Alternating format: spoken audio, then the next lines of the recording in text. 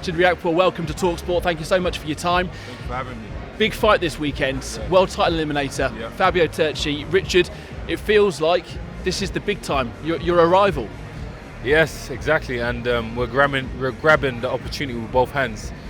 We've taken Fabio Turchi very seriously, even though we knew we had some attributes and advantages over him in regards to power, size, reach.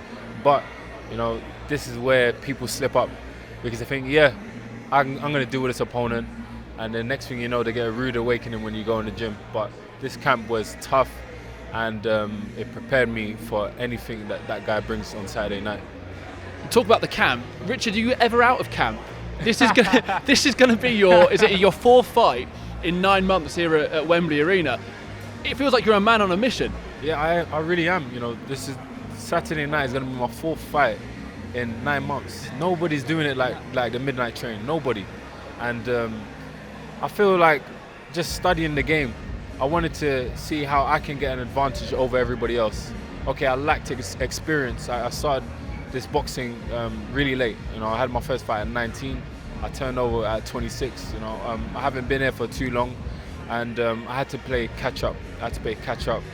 And I wanted to kind of find gaps where I can get an advantage over everybody else. And what I realized, the main thing is fighters are not as active as they should be, and a lot of people talk about this. So I wanted to take it old school, because the old school fighters like Sugar Ray Robinson, they were fighting every 3 weeks, 10-round championship fights.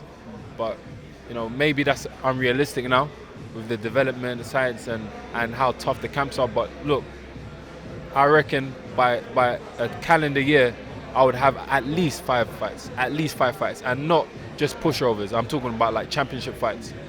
6 is what we're aiming for. I love this. And Richard, people talk about your apparent lack of experience. You mentioned there you were late to the game, but you look at your record. There's wins over Chris Billam-Smith, Tommy McCarthy. These guys are taken seriously in this division. Yeah. For a man with just 14 fights, there's plenty of good wins on that kind of rostrum already.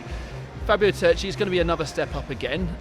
What can we expect from him, and how confident are you can dispatch him and fairly early on? Yeah, I presume that's the plan, right? Yeah, that's the plan. He's got a decent guard, so I have to be intelligent and find openings, and I need to take them. And I'm going to be very aggressive. So, yeah, with Fabio, he's dangerous as well. He throws these hooks, and sometimes they come out of nowhere. Sometimes he just throws shots out of nowhere. So I have to be very focused throughout, every single second of that fight. However long it lasts. So. Yeah, we're prepared for him, and we're taking it very seriously. But we know we're gonna do what we need to do. And I feel after I do land some shots, he's gonna start to realize that he can't get caught with that, and I think I'll get him out of there sometime. So what kind of Richard Riakporhe should we expect then on Saturday evening? Because you talk about the power, everyone talks about your power. You're destructive, you can bang. Are we going to see maybe a more patient Richard on Saturday, or you just want to get in there, and get it done as quickly as possible? Yeah, of course. I like to get my experience as well in there. I like to get the rounds. My coach always advising me to get some rounds. Because you won't learn nothing knocking your opponent out in the first 20 seconds. It's all good and it looks good. Yeah. But when you start to step up again, then you realize you're missing a few things. And those rounds could have paid dividends. So I'm always happy to get rounds, and I feel like with Fabio, it's just a thing where I would even refer to Richard in the ring. It's the midnight train now. It's 2.0. That's good to me. He does what he wants. It's his fight, it's his ring, and he owns that arena. And who knows, man? I think he's going to go for the kill. Now, you've just heard from your promoter, Ben Shalom, saying in 6 to 9 months he expects you to be fighting or even win a world title. That's a big claim and a bold claim. What do you make of that? Can you back that up? Yeah, 100%. There's no way I can be a professional boxer, and as ambitious as I am, not achieve a world title status. It's crazy, man. I would be very, very disappointed in myself, honestly. I wouldn't even mention to people I'm a boxer or I was a boxer if I can't do that. I'm definitely going to become world champion, and I'm aiming to become unified world champion.